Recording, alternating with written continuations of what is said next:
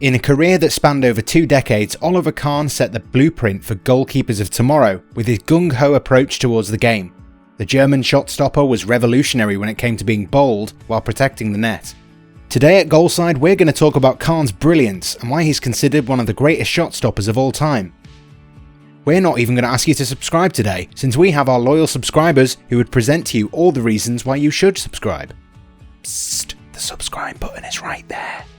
But yes, don't leave the screen until you've watched the whole video, because at some point in the video we're going to offer you the chance to win a $100 Amazon gift card if you're able to correctly answer a question. Kahn was perhaps a brilliant, brazen and at times belligerent keeper whose career had everything in it, from triumph to heartbreak to some truly spectacular moments that will never be forgotten. Like many kids of his age, Kahn wanted to excel as an outfield player, but it was a twist of fate that saw him becoming one of the greatest goalkeepers in the game's history. According to Kahn, his grandfather gifted him a goalkeeping jersey that had Sepp Maier's signature embroidered on it.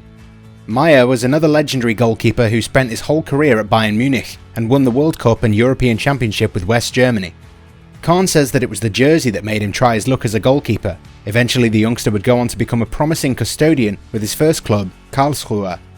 Interestingly, Kahn conceded 4 goals on his debut but was not to blame for any of them. Following a strong 93-94 campaign, Kahn would earn a move to Bayern Munich alongside Karlsruhe teammate Mehmet Scholl. The move made him the most expensive goalkeeper in Bundesliga history, and the youngster was expected to take his development to the next level under the watchful eye of Maier, a man he'd idolised as a boy. Kahn says that his first training session under Maier brought him down to earth. I quickly said to myself, you think you're good? Forget it. There was another level of goalkeeping that you could reach, and Sepp Maier quickly explained that with his drills and made clear what I needed to realise: there was a lot of work to be done. However, it wasn't until his 3rd season at the club that Kahn became a first-team regular. Bayern hadn't won a league title in 3 years, and Giovanni Trapattoni's side were set to play VfB Stuttgart in the final game of the season, where they needed a win to end their 3-year trophy drought. Bayern would go on to win 4-2, with Kahn making a number of saves. It was never easy for Kahn to find his place at Bayern Munich, but the vision of being the best goalkeeper on the planet drove him to carry on. Kahn was an outstanding shot stopper with cat-like reflexes. His impact, combined with the excellence of Lothar Matthäus and Jürgen Klinsmann, made Bayern Munich one of the strongest sides in Europe. His positive aggression and an intense competitive attitude was exactly what endeared him to the club's fans and made him the performer he was.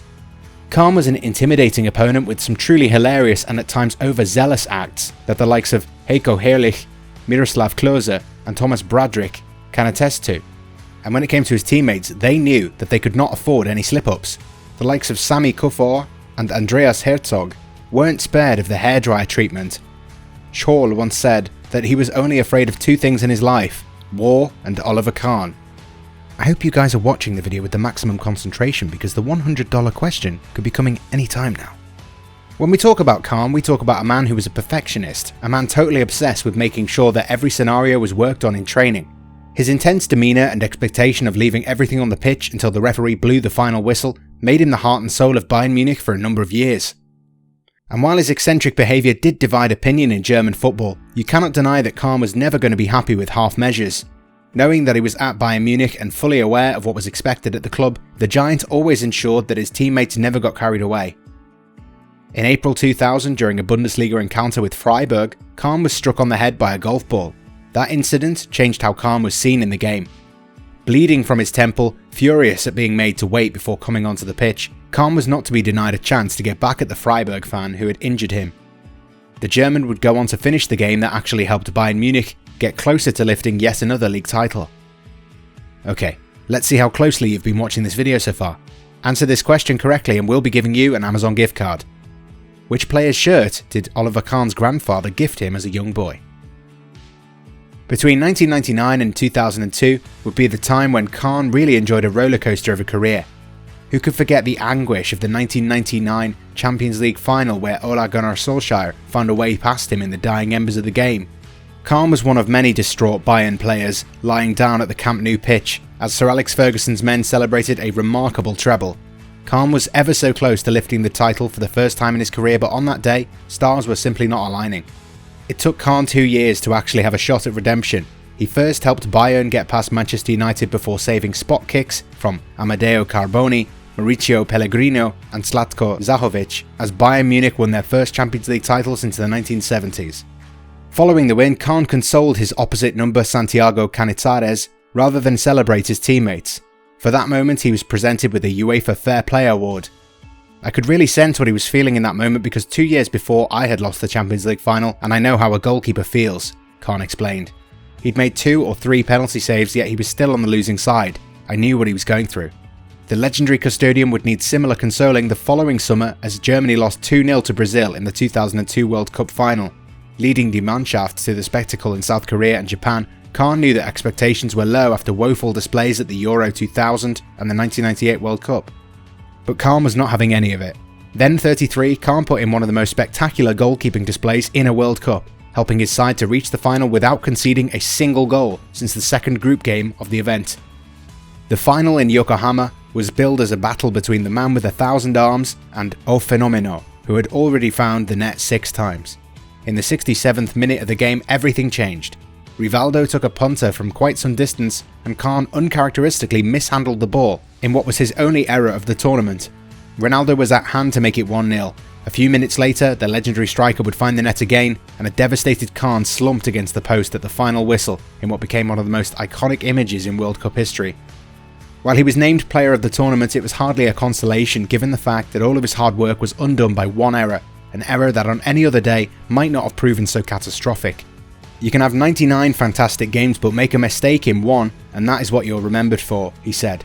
It was 10 times worse than any mistake I've ever made. I already knew at that moment it would stick with me for the rest of my life. By the time Germany prepared to host the World Cup, Kahn's role had changed. He was replaced by bitter rival Jens Lehmann. The two never saw eye to eye, but the elder statesman was committed to the cause. Before a penalty shootout against Argentina in the last 8, Kahn was seen chatting animatedly with the Arsenal man. Lehmann made 2 saves as Germany booked a place in the semi-finals.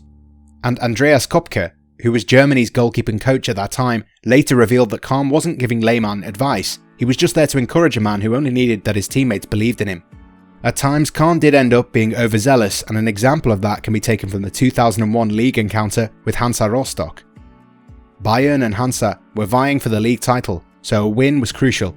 With the game still goalless, a late corner against Rostock saw Kahn come off his line to take his chances and be the hero for his team as an outfield player. As the ball was whipped into the box, Kahn rose the highest but decided to divert the ball into the net with his hand, thinking that the referee might not have a great view of the situation. The referee did see what had transpired and sent him for an early shower. Kahn would later on quite hilariously claim that he always thought that keepers are allowed to use their hands inside the box. During a trophy-laden career, Kahn won 8 Bundesliga titles, 1 Champions League title and 3 Goalkeeper of the Year awards.